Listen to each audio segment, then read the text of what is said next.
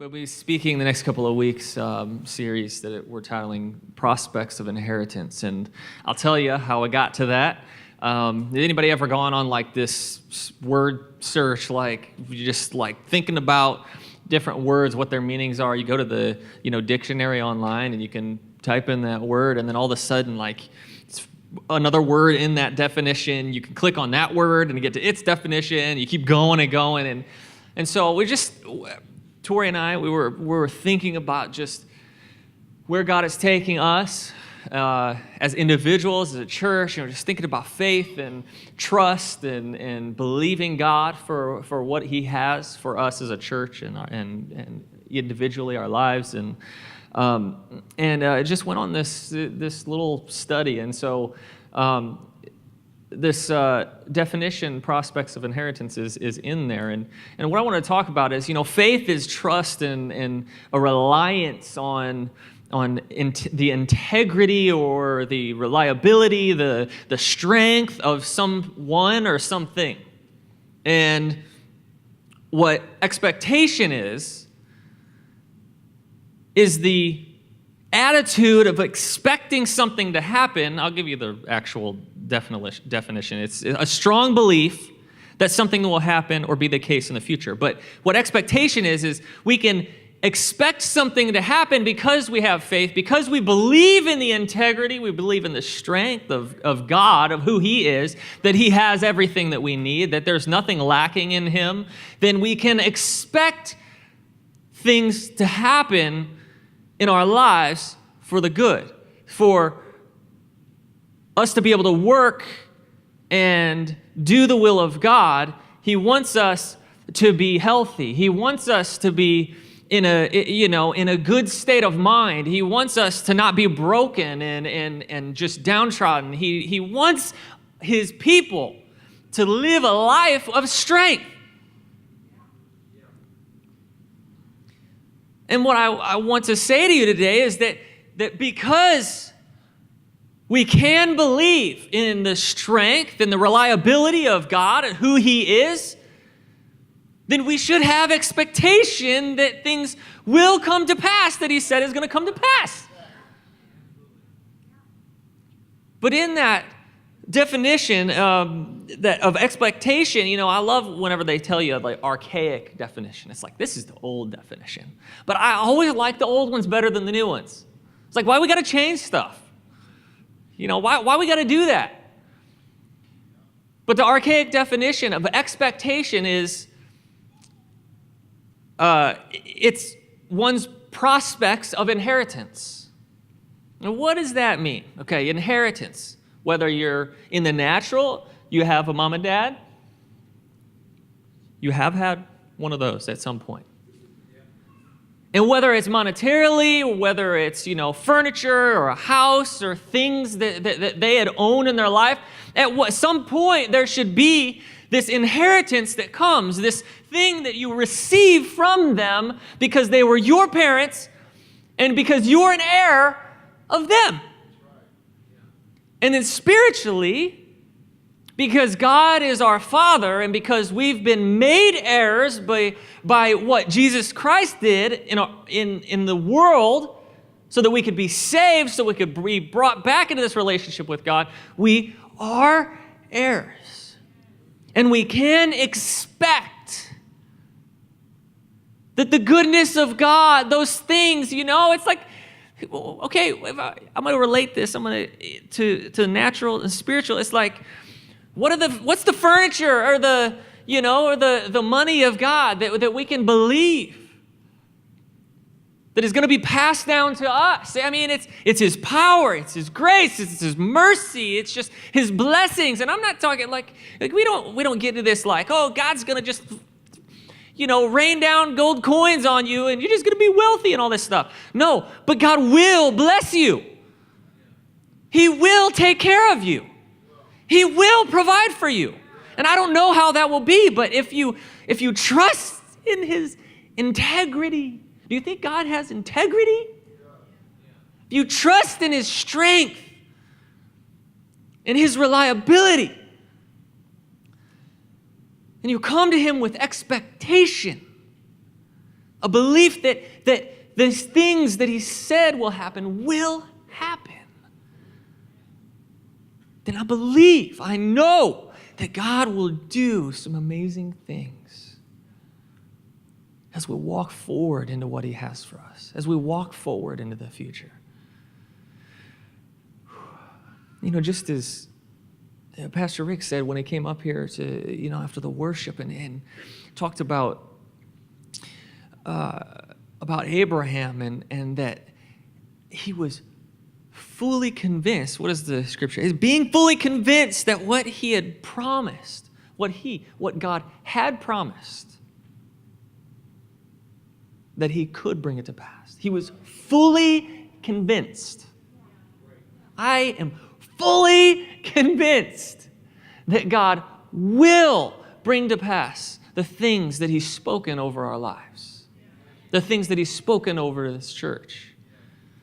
And we can't get into this place of like, well, you just don't know the situation or the circumstances or the things that are happening. I don't care what's happening. Because God. Because it's him. I am fully convinced. I trust his integrity. I trust his strength and his reliability. In Hebrews 11:8, it says, by faith, Abraham obeyed when he was called to go out to the place which he would receive as an inheritance. And he went out not knowing where he was going. Now, first of all, stop there. It says, by faith, Abram went out. He didn't know where he was going. He just went out. He just trusted God. He just heard a word that God said, I need you to move out into the place that I'm going to take you to. And he didn't say, okay, God, put a roadmap in front of me. Tell me exactly every step. I want you to show me the destination. Now we got to have it. We got to have the destination. You better tell me where I'm going or else I'm not going to go. It's like, and God's like, no. He says, just say you'll go and I'll lay it out for you, step by step. I think about it in your phones. We do our maps on our phones nowadays. And you think about, you look up an address and it's, let's say a couple 100 miles away. And I don't know about you, but I look up and I got to see all the different places that it goes. It shows me, okay, here, start from here. Make this right turn on Smizer Mill or Larkin Williams. And I'm like, that's great, but what's the next 10 or 20 or 30 steps? And so I got no, give me the list. I want to click the list. And then that list is going to tell me 2 steps that I can see, but my thumb's going whoosh, whoosh, and I'm flipping all the way down to the bottom of the list because I want to know exactly everything. You know what I'm saying? But God says, no. You see this? That first step and that second step, that's what I want you to do. And then I will tell you the next steps when you're ready for them. Whenever you're following the words that I'm saying and you're going and you're moving, then I'm going to lay those things out for you. Don't be flipping your thumb at me trying to get to the end of the list. It's like, don't you do that. Can we have faith like Abraham? Just go. Just go. It says, by faith he dwelt in the land of promise as in a foreign country, dwelling in tents with Isaac and Jacob, their heirs with him of the same promise. For he waited for the city which has foundations, whose builder and maker is God. Now I love this. It says, he dwelt in the land of promise as in a foreign country. He dwelt in this land of promise as in a foreign country. What does that mean? They stayed in tents. They stayed in these temporary dwellings for a while. And I believe what this is telling us, because it says later, it says, he waited for a city with foundations.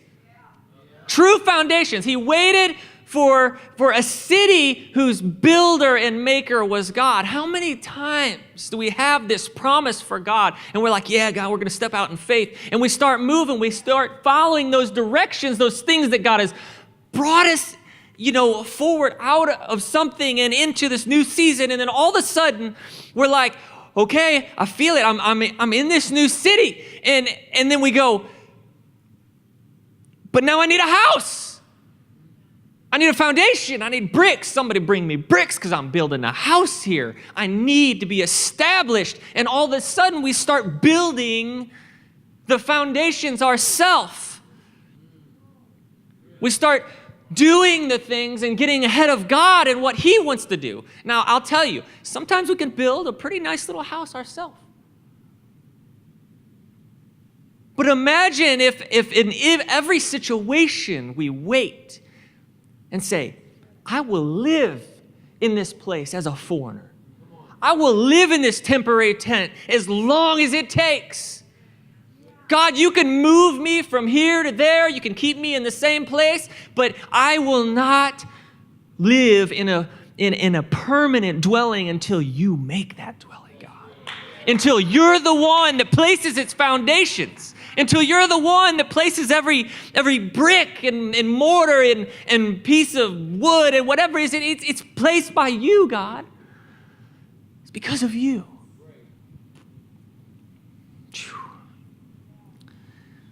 That's faith. That's trust in the integrity, in the strength of God and what He has. Not trying to get ahead or not trying to facilitate things because you can't wait or because you're not really sure, how long it's going to take, but just saying, God, I will wait for you. And it's not that He's going to keep you in a constant state of flux or whatever your whole life, but can you wait for Him to establish you, to establish your foundations?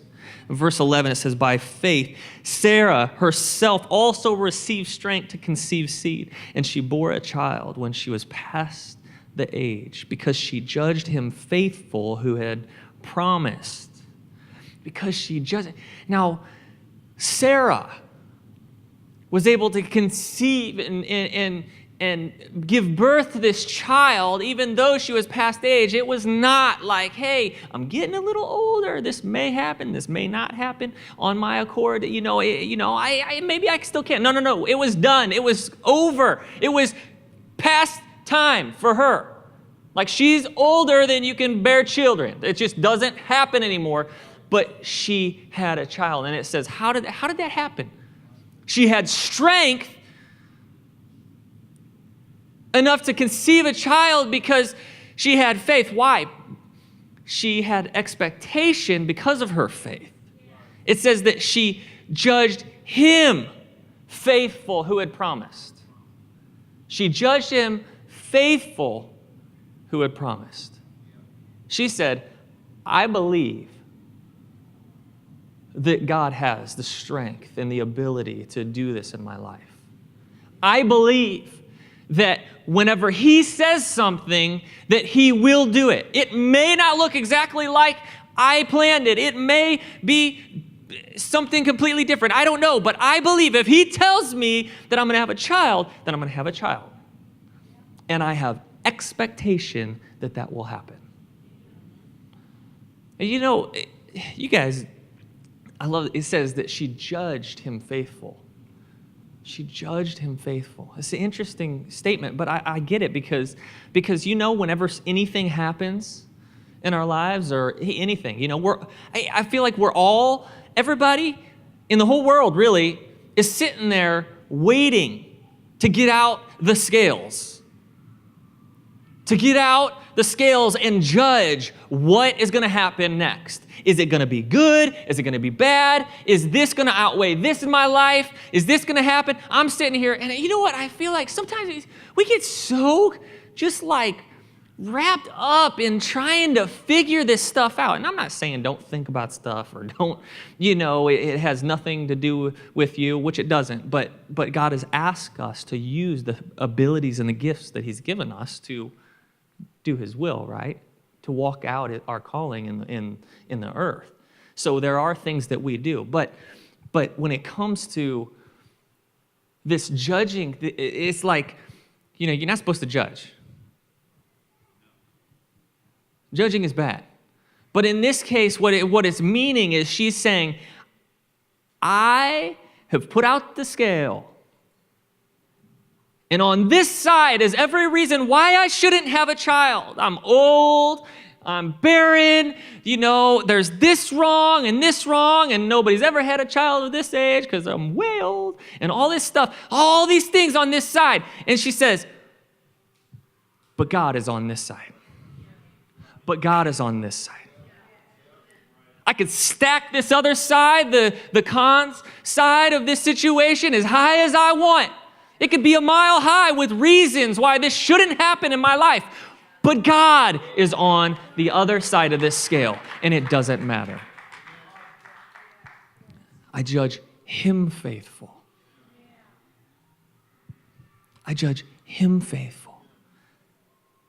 That his faithfulness, his mercy, his grace, all these things far outweigh anything that could possibly happen in your life. And if he's promised something, how could we not say, God, you will be faithful. You will provide. You will come through. And you've told me this is going to happen. And so I will stand on that promise and wait for you to provide.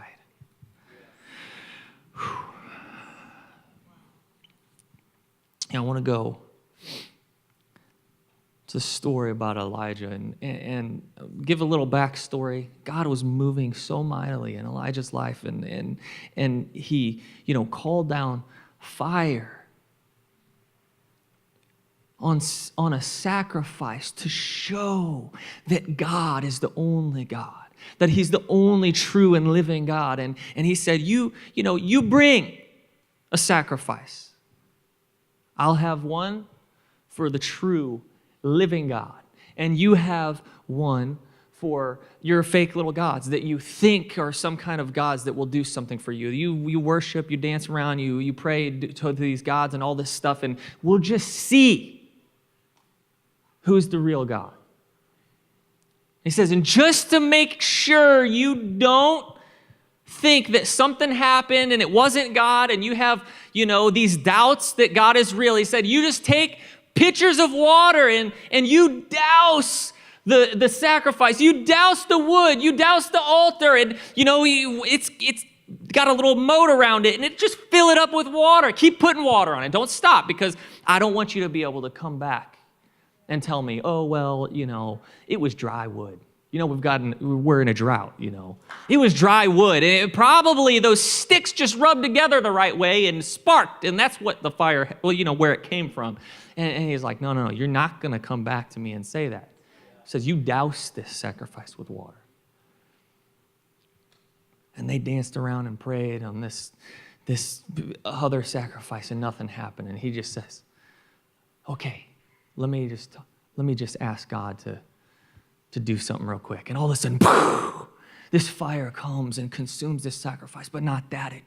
It lights up every bit of the altar and the water, and it says that it licks it up. It just sucks up the water. The fire of God. God is all-consuming. You think, oh, God, my wood's all wet. There's no way this fire is going to burn. No way. And it doesn't matter. It doesn't matter. God will light that water on fire. It don't matter what it is, it'll burn, because it's God. And he will consume. So anyways, all this stuff is happening. He prays for rain to come in this drought, and there's a cloud the size of a man's hand that comes, and he's like, you better run, Ahab. You better start going, because the rain will overtake you. And it starts to overtake him. I mean, it does. The rains come. This faith that he had. But just moments after that, moments in our Bible, it's right after that. See, Ahab, he went to Jezebel and he said, you won't believe all the stuff that God has been doing through Elijah. It's amazing, these miracles that are happening. And he killed all of those false prophets and just slaughtered them. And she was mad. She was so mad. And she said in the letter and said, by tomorrow at this time, I will do to you the same as you've done to the prophets, those false prophets. And he was scared. And so I take this, I'm like, God, you've been moving in Elijah's life and doing all these great things, and all of a sudden he goes into this depression and this thoughts of just wanting to die.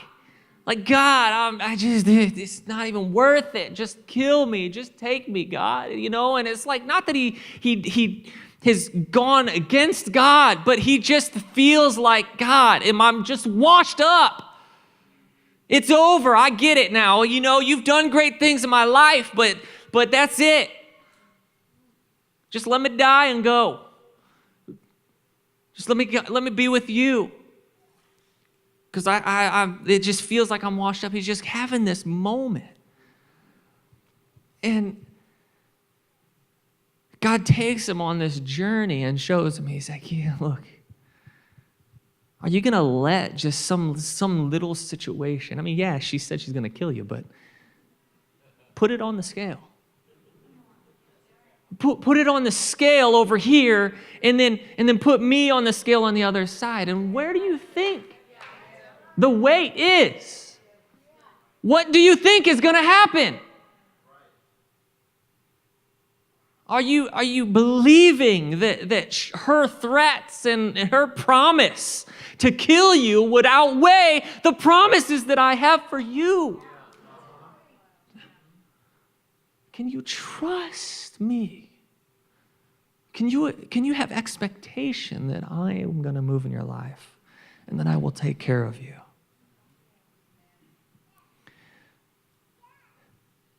It's interesting that in this moment, he just runs off and sits under a tree and just like, this picture of this guy, he's like, he just runs over and sits under a tree and he's just like, just kill me, God. Just take me to heaven. My life is worthless. I'm not any better than my ancestors.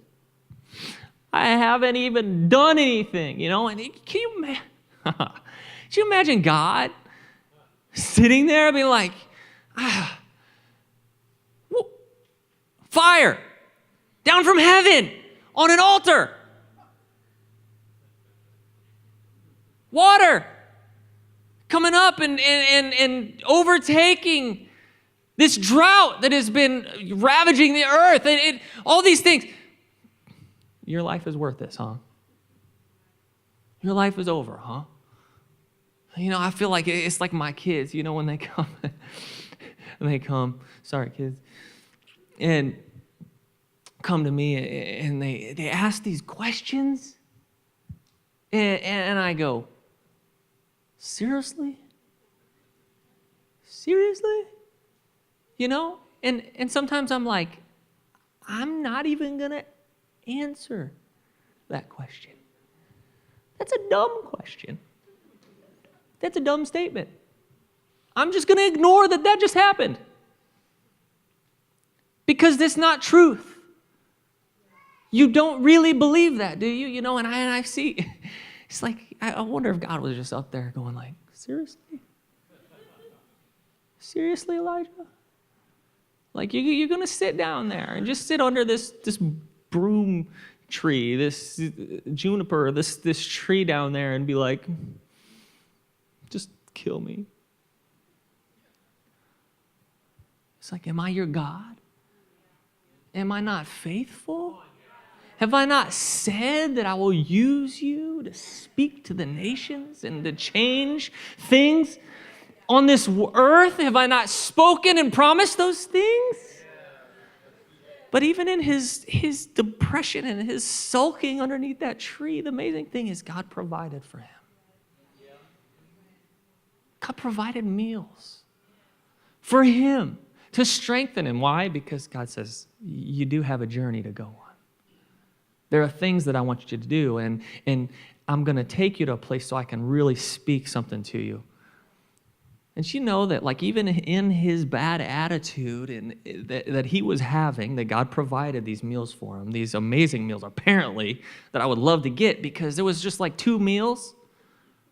And then he went back to sleep because he was all depressed. And then the angel of the Lord just woke him up again and said, hey, eat some more because you're going to need it. And God provided for him those meals, and then he went 40 days and 40 nights without eating anything else. And not only that, he wasn't just sitting there under that tree, but God led him to a place that was like 150 miles away, sustained by 2 meals. That God provided, even in that sorry little state that he was in. I love that. I love that. But you know what I see? He was down on himself. He was feeling a little sorry for himself. But in every one of these moments, at least he trusted God. At least he listened to God and obeyed. And he doesn't say you're always going to be living in this blissful experience of your life. But he says, but if you listen, if you trust me, if you have faith and you follow the directions that I'm trying to give to you, you're going to get through this. And you're not just going to get through this. There's an inheritance. There are riches beyond any riches that this earth could hold. There's an inheritance for you if you would just follow what I'm telling you. So he takes him to this cave.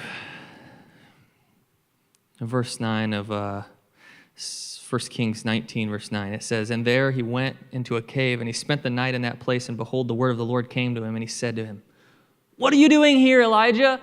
I imagine Elijah could have been like, you told me to come here? But he was trying to get at something. He's like, what's the reason? What's the purpose? What's going on in your life that brought you to this place? So he said, I have been very zealous for the Lord God of hosts, for the children of Israel have forsaken your covenant. They've torn down your altars and killed your prophets with the sword, and I alone am left. And now they're seeking to take my life too. That's how I got here. You know, and he's like, let me just cry out for a second and say, everybody's died and I'm getting ready to. Verse 11, then God said, go out and stand on the mountain before the Lord. And behold, the Lord passed by. And a great strong wind tore into the mountains and broke the rocks into pieces before the Lord. But the Lord was not in the wind. And after the wind, an earthquake. But the Lord was not in the earthquake. And after the earthquake, a fire. But the Lord was not in a fire. And after the fire, a still, small voice. I was thinking about this and just praying about it. And I was like, God, what are you trying to speak out of this scripture? And I know there's many things that he can speak out of this scripture here, but I just feel it, that he's like, look, it's like I was just going before Elijah and saying, what do you want? You want big wind? You want me to just ravage these mountains here with some strong, mighty wind and tornado and tear everything up? What do you want? An earthquake? You want to just swallow that city up or whatever? You want me to do all these big things? It's like, I can do that, but why are you just looking for me in these big things? Why can't you just hear this still small voice? So I'm not necessarily just in those things. He wasn't in those things for Elijah. He was telling Elijah, just listen. Can you hear me whenever I'm leading you moment by moment in your life? Can you hear me when I'm speaking second after second into your life, these promises and these things that will help you in your life? Are you listening in these things? Are you just wanting some big catastrophe that I can wipe out the enemy in your life? Yeah, that's right. Or can you just listen and allow me to lead you out of that thing that you're in? Can you allow me to strengthen you in these small ways that bring a strength to your life that will far outweigh anything that could happen to you? Would you allow me to speak to you in this still small voice in these ways, moment by moment, that will bring you to a place that you're wanting to go? Or do you just want to get it your way? Just listen to the still, small voice. And after that, God asked him again, why are you here? And he says, well, I just told you, but there's, they killed all the prophets, and now they're seeking after me to kill me too, and I'm probably going to die. But God told him something. He says, look, I told you, if you could just listen to me. And he said, now go out, and I want you to anoint this guy to be king, and I want you to anoint this guy to be the next prophet to the land. And I want you to anoint this person. He says, you want to sit under that broom tree and tell me that your life is over and that there's nothing else to live for? Or are you going to hear me whenever I'm telling you I have things for you to do? Are you going to hear me? I'm telling you. Who's going to anoint the next king? Who's going to anoint the next prophet if you just sit there and die under that broom tree? Can you have faith in who I am? He says, can you believe? Can you trust in my strength and my integrity, in who I am, so that you can have this expectation that these things will happen in your life? Not that you're going to die, but that these amazing, strength-filled moments and things are going to happen, and God is going to do something in your life. Can you have that expectation? Amen?